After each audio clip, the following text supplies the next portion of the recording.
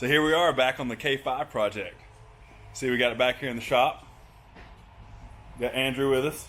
Yeah, about half of me right now. About half of Other them. half's coming later.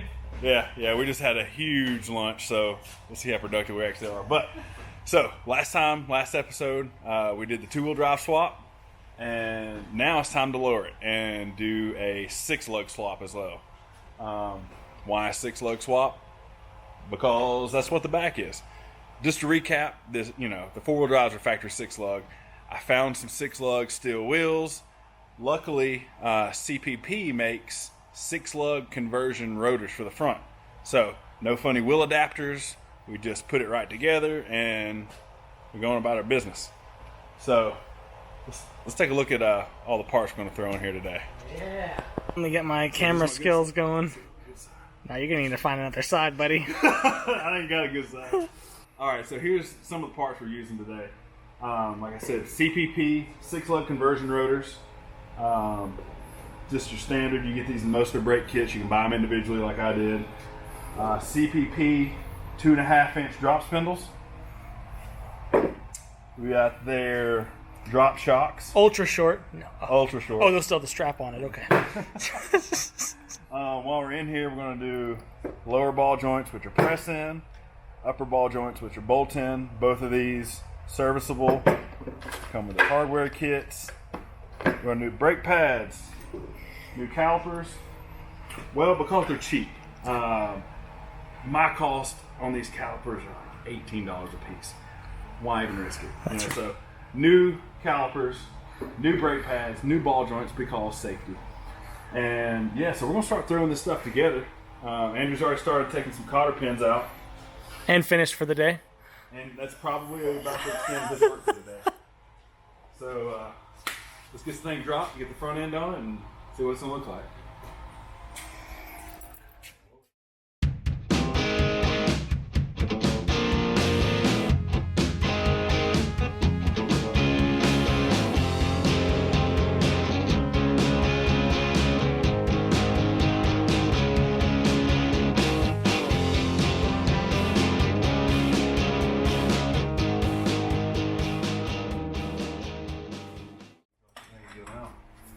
This one's coming out nice. I called it.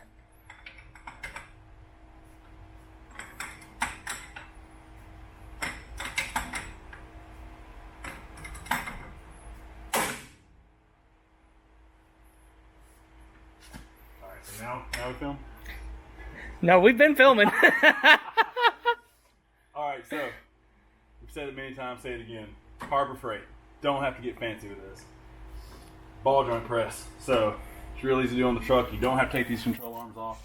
It's got a cup like this that fits around the outside of the ball joint and rests against the lower control arm.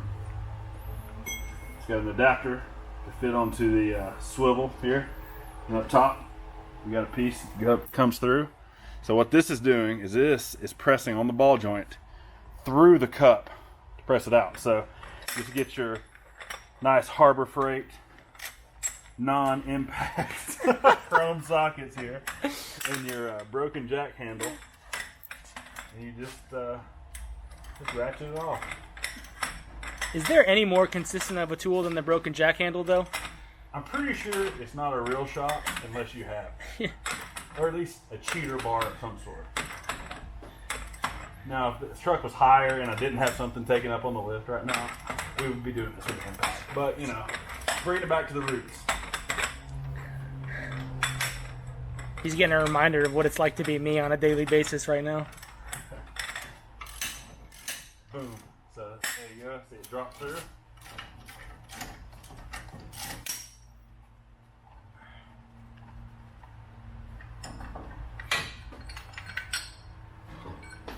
There you go. Money. And then, when you install the new one, you just reverse the procedure. So, just like I said, flipped all the adapters upside down. Now we're pressing it back in. One of the key things is when you start to press it back in, duck back under here real close and make sure that it's going in center. Make sure it's not cocked in any way. That will ruin your day. I have I've had some bad days because of that. So make sure that's nice and center. Take your time, and you just press it in. And once again, we're using the handy dandy jack handle. And you just keep going until it's nice and firm. You can feel when it bottoms out. And then whenever it bottoms out, I just kind of give it a little snug. Boom. She is completely seated.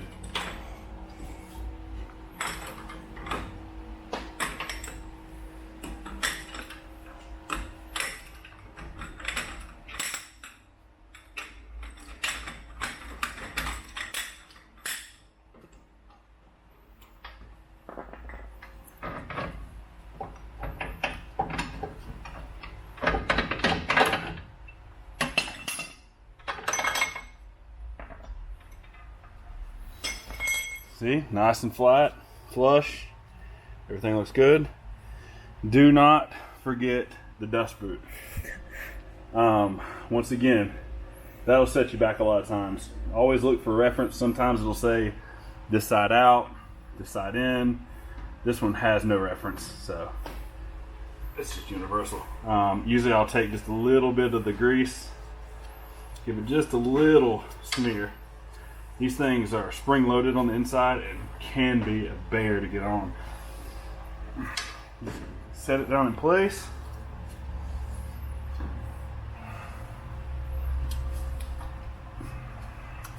And then, with the handy dandy screwdriver you haven't gotten out yet.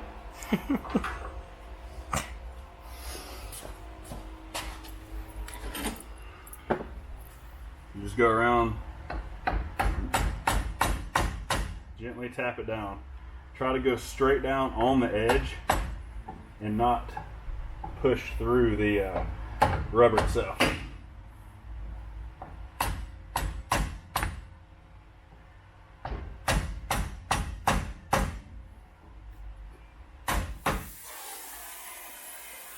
Once again, Tim's using the cheater method.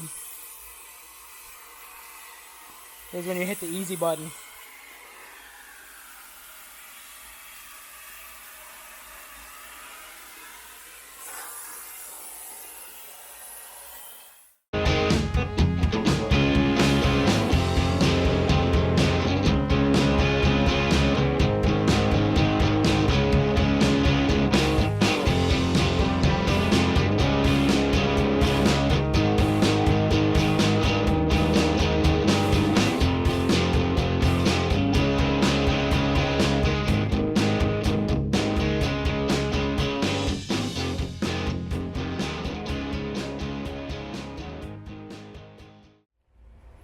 Why do we build cars in the summer? Alright, so you may know this, you may not. There's a tool for this. In case you don't have one, tool breaks. This is the way that I learned, and tried and true. Packing bearings, right? So we got just premium high temp disc brake wheel bearing grease. Brand new wheel bearings. You see the back side, larger opening than the front. So you take a little glob of grease and you push it into that backside. And you just keep going down, pushing grease in.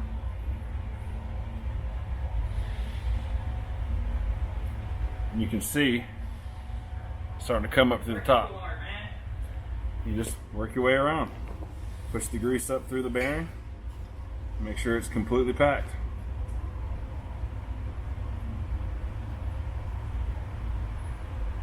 It's a very clean job. Yeah, very clean job.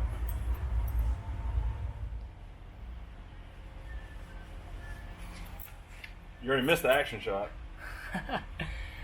It's all the action they need. Oh. Nice. One more side to go. So, here we go. Springs in, spindles on. New rotors. Had a problem with the brake pads. Part store gave us the wrong ones. Not the end of the world. We'll get that fixed tomorrow. So, wheels on, cap clips, caps on, new ball joints. Now, time for the new shocks. Really should have put these on before the wheels, but You get a little excited every once in a while. I think we're a little excited about the wheels, so we forgot. So these are CPP drop shocks, and they come with a new upper stud that goes through the frame rail. If you're doing this two-wheel drive swap, this size here to go through the frame rail is different than the factory shock bolts. So the solution, Unibit. Yes, sir. Yeah, with just a second with a Unibit, we can fix this problem.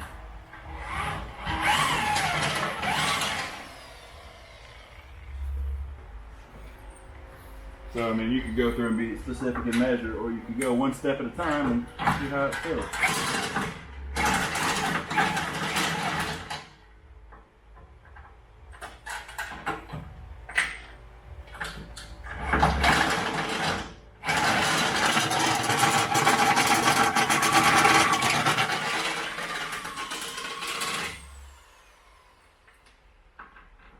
And there you go. Money. Obviously, it'll come through this side. Shock will hook up to it, and then it goes into the factory two-wheel drive motor control arm. So, time to throw some shocks on. So here it is, rolled out of the shop for the first time as a completed, lowered, two-wheel drive swap K5 Blazer. It doesn't look low yet because obviously we don't have a front end, we don't have a motor, we don't have a cooling system. That's coming soon. Waiting on some parts, another supply chain issue, but they're on their way. Get the motor and trans in this thing to get it down so we can set the final ride height. Obviously, you don't want to do that before you get the motor and trans in because it's going to be way too low. So yeah, just to recap, we did, took out all the four-wheel drive stuff and put in all two-wheel drive from our donor truck. Went together really well. Lowered it with the help of CPP's drop kit. This is their 4.5/6 kit. Comes with shocks, springs, spindles, with all the ball joints new, all greasable fittings. We're going to do a little more work in here. I said I wasn't going to get overly detailed, but this is kind of bugging me. So we're going to do a little bit of paint work, use a little chassis saver black to kind of get a little sanitary in here before we stick the new motor and trans in. But I mean, this is it. This is the look. You can get kind of a side profile and see what we were going for. Trying to give it that stock look, but better. And we're getting close. This looks real good.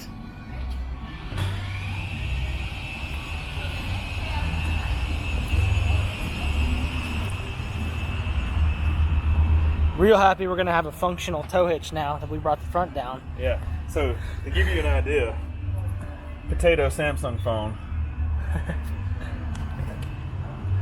This is our clearance. Yeah, plenty. Yeah. So I mean, no problem with the Clash 3 hitch. Right there. So yeah, next episode we're gonna do motor and trans install with the help of Tejas mounts. Detail under the hood a little bit. We're going to work our way through. It's going to be a budget build. So I'm going to show you some tips and tricks that I've learned from LS swapping a few of these things.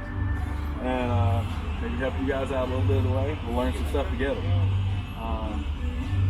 Yeah, we're going to do a series on some rust repair. Needs a couple panels in it. We're going to do a budget interior refreshing. Just going to work our way down. We're going to do a paint restoration. You can kind of see here, we just did a light, very light buff. And you see how much the paint came out. We're going to do a whole episode on that. So stick around, follow us, like, subscribe, and have a good time. See you next time.